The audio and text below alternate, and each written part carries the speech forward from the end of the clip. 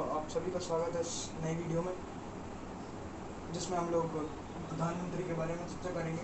इसमें हम प्रधानमंत्री की नियुक्ति, उसकी पदच्युति, उसके इस्तीफा, शपथ, कार्यकाल, अर्हताएँ, उसके पुनर्निर्वाचन, उप प्रधानमंत्री और उसकी शक्तियों के बारे में जानकारी लेंगे।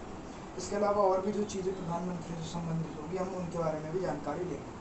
ठीक है, तो हम प्रधानमंत्री के बारे में अपनी चर्चा को प्रारंभ करते हैं। तथा प्रधानमंत्री के पश्चात हम लोग जो मुख्यमंत्री का हमारा टॉपिक है उसे भी प्रारंभ करेंगे। तो आइए देखते हैं।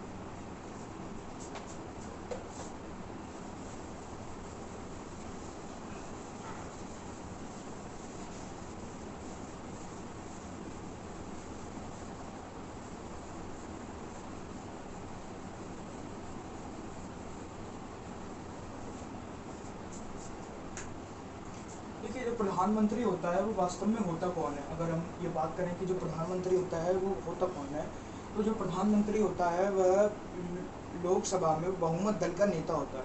यानी कि जिस भी दल को लोकसभा चुनावों में बहुमत मिला होता है या जिसकी आधे से अधिक सीटें होती हैं, वह बहुमत दल होता है तथा उस बहुमत दल का जो नेता होता है वह प्रधानमंत्री होता है। जैसे वर्तमान में लोकसभा में 545 सीटें हैं और 545 का अगर आधा निकाला जाए तो 200-250 सीटों के लगभग बैठता है। 272.5 यानी कि 273 सीट लोकसभा में बहुमत धारण करने के लिए चाहिए। तो इस समय जो हमारी लोकसभा है उसमें जो बहुमत दल है बीजेपी, उसके पास टोटल 272.5 मतलब 273 से अधिक सीटें हैं। ठीक है, ये बात हम लोगों ने देखी कि प्रधानमंत्री होता कौन है। अब देखिए, जो प्रधानमंत्री है उसकी जो नियुक्ति है वो किसके द्वारा की जाती है? देखिए, इसकी जो नियुक्ति है वो नियुक्ति की जाती है राष्ट्रपति द्वारा। राष्ट्रपति द्वारा की जाती है। जो बहुमत दल होता है वह अपना एक नेता चुनता है जो कि राष्ट्रपति के पास जाता है और प्रधानमंत्री पद राष्ट्रपति द्वारा उसे शपथ दिलवाई जाती है। यानी कि जो बहुमत दल होता है उसका नेता राष्ट्रपति के पास जाता है कि श्रीमान जी, ये मैं लोकसभा चुनावों में जीते गए दल का नेता हूँ, और तब राष्ट्रपति उसे प्रधानमंत्री पद की शपथ दिलवाता है तथा वह प्रधानमंत्री बन जाता है। तो देखिए, अगर नियुक्ति की बात करें तो नियुक्ति किसके द्वारा की जाती है? राष्ट्रपति द्वारा की जाती है। और अगर पदच्युति की बात की जाए, पदच्युति का मतलब यहाँ पर होता है पद से हटाना।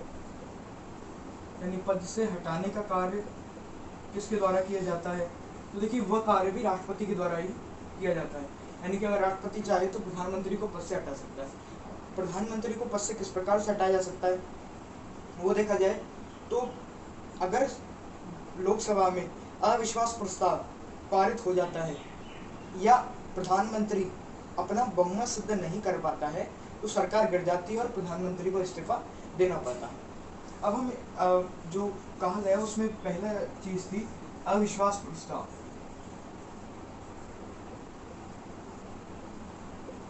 अविश्वास प्रस्ताव का तात्पर्य क्या होता है? देखिए, अविश्वास प्रस्ताव का मतलब है कि जो सांसद हैं जो लोकसभा में चुनकर आए हैं उनका सत्ताधारी दल से विश्वास उठ चुका है। यानी कि वे सत्ताधारी पक्ष को छोड़कर, यानी कि जो बहुमत का दल है उसको छोड़कर किसी अन्य दल में शामिल हो चुके हैं या उस दल के समर्थक नहीं है, वह होता है अविश्वास प्रस्ताव। विश्वास प्रस्ताव भी इसी प्रकार होता है कि अगर जो संसद में लाया जाता है विश्वास प्रस्ताव, उसमें जो वोट देने वाले लोग होते हैं, सांसद होते हैं, वह ये जाहिर करते हैं कि भाई हमारा जो विश्वास है वो इस सरकार के प्रति है, यानी कि हम इस सरकार के सदस्य हैं। अगर अविश्वास प्रस्ताव लाया गया है सरकार के विरुद्ध तो ये इस कारण से लाया जाएगा कि भाई जो सांसद हैं उनके मन में सरकार के प्रति अविश्वास उत्पन्न हो गया है, यानी कि सरकार के लिए उनके मन में कोई भी विश्वास नहीं है, वे सरकार पर विश्वास नहीं करते हैं तथा उन्हें दूसरी सरकार की आवश्यकता है। अगर ऐसा कोई मामला होता है तो अविश्वास प्रस्ताव लाया जाता है। अब अविश्वास प्रस्ताव जो होता है या लोकसभा और या राज्यसभा में से किसी भी सदन में लाया जा सकता है। लोकसभा या राज्यसभा में किसी भी सदन में लाया जा सकता है, लेकिन पारित दोनों सदनों से होना आवश्यक है। या ऐसा कभी कभार हो जाता है कि जो विपक्ष है वह यह कहता है कि भाई आपके पास विश्वास मत नहीं है, तो विपक्ष के द्वारा अविश्वास प्रस्ताव लाया जाता है। अगर अविश्वास प्रस्ताव पारित हो जाता है तो जो प्रधानमंत्री है और प्रधानमंत्री की जो मंत्रिपरिषद है उसे इस्तीफा देना होता है तथा सरकार गिर जाती है। ऐसा अटल बिहारी वाजपेयी के समय में भी हुआ है और भी भारत में कई समय ऐसा हुआ है। और ये बात हम लोगों ने देख ली थी कि भाई राष्ट्रपति को जो हटाने का कार्य है वह प्रधानमंत्री को हटाने का कार्य राष्ट्रपति द्वारा किया जाता है और जब संसद में अविश्वास प्रस्ताव पारित हो जाता है तो प्रधानमंत्री को अपने पद से इस्तीफा देना होता है। अगर प्रधानमंत्री यह चाहे कि भाई मैं स्वयं अपने पद से इस्तीफा देना चाहता हूँ तो वह स्वयं भी अपने पद से इस्तीफा दे सकता है। वह स्वयं अपने पद से इस्तीफा राष्ट्रपति को देता है, यानी कि ये इस्तीफा है इसमें भी कौन आएगा? राष्ट्रपति। यानी कि इस्तीफा भी राष्ट्रपति को ही दिया जाता है। और ठीक है, यानी कि जो इस्तीफा है राष्ट्रपति को दिया जाएगा। अब माना कि प्रधानमंत्री ने अपना इस्तीफा दिया है तो जो प्रधानमंत्री होता है वह मंत्रिपरिषद का अध्यक्ष होता है। ये चीज़ हम लोगों ने कल देखा था। तो जो प्रधानमंत्री जब अपना इस्तीफा देता है तो उसके संग जो मंत्रिपरिषद है, जो मंत्रियों का समूह है, जो मंत्रिमंडल है, उसे भी साथ में अपना इस्तीफा देना होगा। तथा अगर प्रधानमंत्री स्वयं इस्तीफा दे देता है तो मंत्रिमंडल स्वयं विखंडित हो जाती है और नई सरकार का गठन किया जाता है।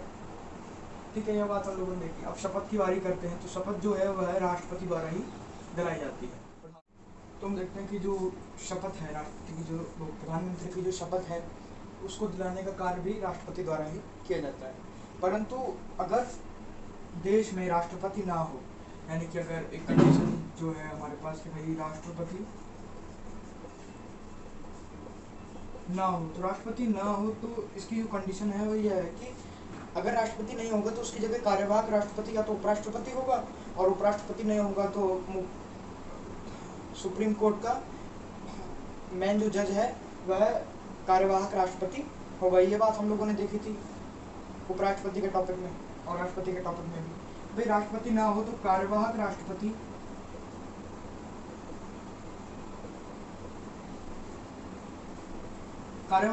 जो है वही कार्य का वहन करता है राष्ट्रपति कार्य का।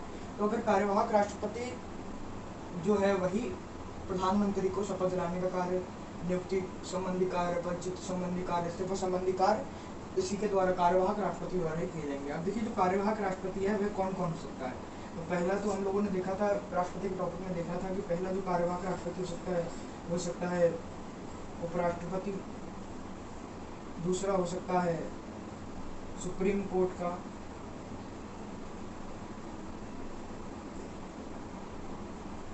मुख्य जज, मेन जज, और अगर तीसरे बिंदु के बारे में बात की जाए तो तीसरा हो सकता है सुप्रीम कोर्ट का, सुप्रीम कोर्ट के।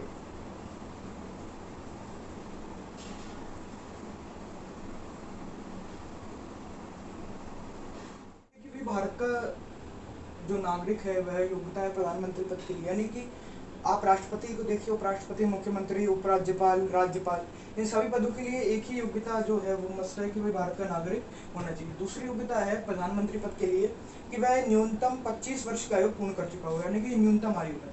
अधिकतम आयु भारत के संविधान में किसी भी पद के लिए नहीं है। तीसरी बात करें तो तीसरी है कि वह विपरिचित या दिवालिया नहीं होना चाहिए। चौथी अगर बात की जाए, चौथी है कि वह लाभ के पद पर नहीं होना चाहिए, यानी कि वह किसी भी लाभ के पद पर ना हो।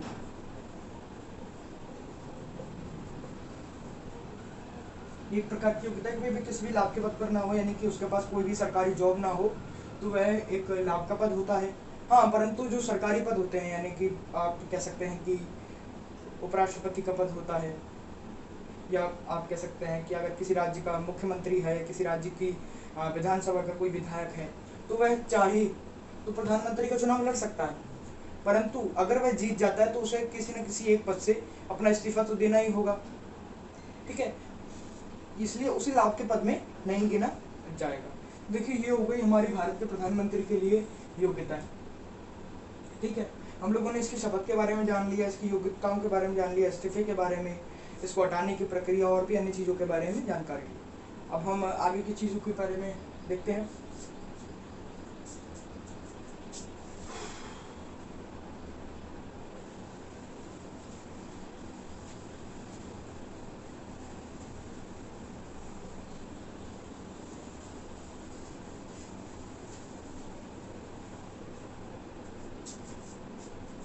देखिए, एक मुख्य पॉइंट आता है जिसे कहते हैं पुनर्निर्वाचन। शुरुआत में जब मैंने लिखा था तो ये इसके बारे में बात करना रह गया था। देखिए, जो पुनर्निर्वाचन होता है उसका तात्पर्य होता है कि पुनः चुनकर आ जाना। यानी कि भारत में यह नियम है संविधान में कि कोई भी व्यक्ति कितनी भी बार किसी भी पद पर आसीन हो सकता है। जैसे कि एक व्यक्ति ही 2 बार राष्ट्रपति बन सकता है, 2 से अधिक बार राष्ट्रपति बन सकता है। कोई व्यक्ति कितनी भी बार प्रधानमंत्री बन सकता है, कितनी भी बार उपराष्ट्रपति बन सकता है। ठीक है। अब देखिए, पुनर्निर्वाचन इसकी में है संभव है। यानी कि अगर कोई व्यक्ति चाहे कि भाई मैं 1 से अधिक बार प्रधानमंत्री बनना चाहता हूँ, या कोई व्यक्ति 1 से अधिक बार प्रधानमंत्री पद के लिए नॉमिनेट होता है, तो वह 1 से अधिक बार प्रधानमंत्री बन सकता है। जैसे कि पंडित जवाहरलाल नेहरू है, डॉक्टर मनमोहन सिंह है, नरेंद्र मोदी है, ये मतलब 1 से अधिक बार प्रधानमंत्री बन रहे हैं या बन चुके हैं। और 2 या 2 से अधिक बार भी वो प्रधानमंत्री बन सकते हैं। यानी कि कोई सीमा नहीं है पद को ग्रहण करने की। ठीक है। अब आगे प्रधानमंत्री की जो शक्तियां हैं उनके बारे में हम चर्चा करते हैं।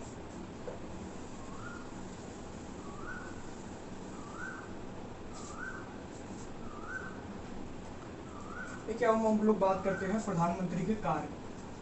देखिए, प्रधानमंत्री के पास कोई ऐसी महत्वपूर्ण शक्ति नहीं होती है जिससे वह कोई बहुत बड़ा काम कर सके, परंतु वह एक तरीके से कार्य ही करता है। यानी कि उसका कार्य क्या है वही उसकी शक्ति के रूप में होता है। देखिए, जो प्रधानमंत्री का कार्य है, अगर हम पहले बिंदु की बात की जाए तो वह होता है लोकसभा का नेता। क्या होता है? लोकसभा का नेता, या हम लोग इसको कह सकते हैं बहुमत दल का नेता।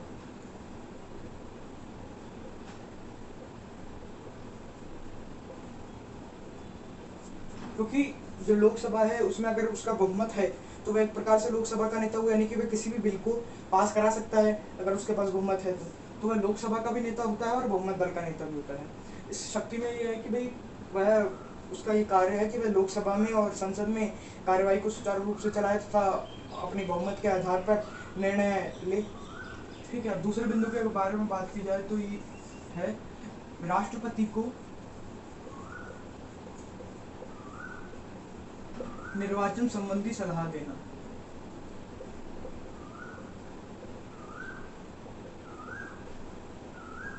अब हम लोगों ने राष्ट्रपति के टॉपिक में देखा था कि राष्ट्रपति द्वारा कई पदों पर नियुक्ति की जाती है, जैसे कि प्रधानमंत्री के पद पर की जाती है। यानी कि प्रधानमंत्री के पद पर तो किस प्रकार सलाह दी जाएगी, परंतु जैसे राज्यों के राज्यपाल के पद हैं, मुख्य न्यायालय के न्यायाधीशों के पद हैं, हाई कोर्ट के जज हैं, सुप्रीम कोर्ट के जज हैं, और भी कई सारे पद हैं, महान्यायवादी का है, महाधिवक्ता का है।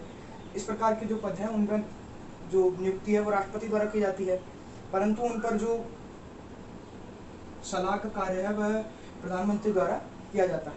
तो प्रधानमंत्री का यह भी कार्य है कि वह राष्ट्रपति को निर्वाचन संबंधी सलाह देता है, यानी कि सिफारिश करता है, एक तरीके से हम लोग कह सकते हैं। तीसरे बिंदु के बारे में बात की जाए तो तीसरा बिंदु है कि वह मंत्रिपरिषद का गठन करता है। क्योंकि मंत्रिपरिषद का जो गठन का कार्य है वह किसके द्वारा किया जाता है? राष्ट्रपति के द्वारा ही किया जाता है। परंतु राष्ट्रपति को प्रधानमंत्री द्वारा यह लिख कर देना पड़ता है कि भाई इस मंत्री को इस विभाग, यानी इस व्यक्ति को इस प्रकार का मंत्री बनाया जाएगा, इस मंत्री को इस प्रकार का विभाग दिया जाएगा। यानी कि पहली बात की जाए तो मंत्रिपरिषद का गठन किया जाता है, और अगर अगले पॉइंट में देखा जाए तो मंत्रियों में विभागों का आवंटन, यानी विभागों का आवंटन भी किया जाता है कि भाई निर्मला सीतारमण के पास वित्त विभाग होगा, रमेश पोखरियाल जी के पास शिक्षा विभाग होगा। इस प्रकार से विभागों का जो बंटवारा है वह प्रधानमंत्री द्वारा किया जाता है। परंतु यह जो कार्य किया जाता है यह सीधे तौर पर तो राष्ट्रपति द्वारा किया जाता है, क्योंकि राष्ट्रपति द्वारा ही मंत्रिपरिषद को शपथ दिलाई जाती है और उन्हें कहा जाता है कि भाई आप इस विभाग से हैं। परंतु जो मुख्य कार्य किया जाता है, विभागों की जो लिस्ट है वो प्रधानमंत्री द्वारा ही राष्ट्रपति को सौंपी जाती है। ये बात हम लोगों ने देख ली थी। अब हम लोग अगला बात करते हैं। अगला है संसद की कार्यवाही को, यानी कि कार्यपालिका का संचालन करना आप कह सकते हैं, क्योंकि जो मंत्रिपरिषद की बैठक है उसमें ही मुख्य रूप से निर्णय लिए जाते हैं कि भाई पहले कौन सा जो विधेयक है उसे पहले पारित करवाया जाएगा, फिर कौन सा विधेयक को पारित करवाया जाएगा। तो देखिए, जो प्रधानमंत्री होता है वह मंत्रिपरिषद के बैठकों में हुई कार्यवाही का जो ब्यौरा है वह संपूर्ण ब्यौरा राष्ट्रपति को जाकर देता है। तथा राष्ट्रपति के द्वारा जो सुझाव दिए जाते हैं उन्हें मंत्रिपरिषद की बैठकों में आकर बताता है। यानी कि हम कह सकते हैं कि राष्ट्रपति